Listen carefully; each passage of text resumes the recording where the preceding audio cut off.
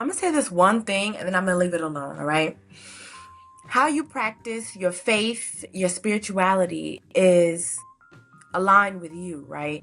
So the moment you start imposing your ideology onto others, you're in the wrong. Now, I know as we get deeper into our studies, whether it's some spiritual realm or religious realm, within those contexts, it shows its vision for all the people, some of them, because in some spiritual practices, it's a select few, which ideally that's pretty cool to me. But within those constructs, it's like all the people need to be doing this, all the people need to be doing this. And so that as you're learning, especially if you're new and or devout in that, right, you are wanting folks so desperately to be aligned with what gave you clarity, with what gives you direction and purpose and meaning and all of those things, right? So you want those other folks to experience that same breath, that same excitement that you do when you learn the knowledge. That's not always so.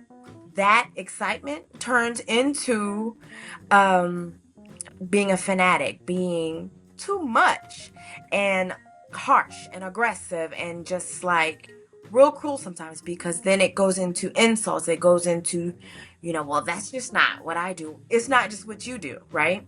It's what they do. And if that's not what you do, align your life with what you do. And the people who see what you do and see your light and say, hey, what are you doing, will gravitate towards you.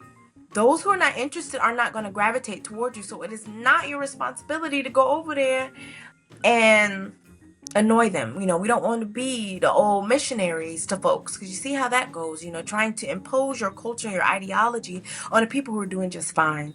So I implore you, be mindful of how you spread your truths, you know live your truths more so, because once people see how you're living, they might start coming asking you questions, and that's where gradually and slowly you introduce them into the knowledge and the doctrines and the teachings and the understandings that you have from that.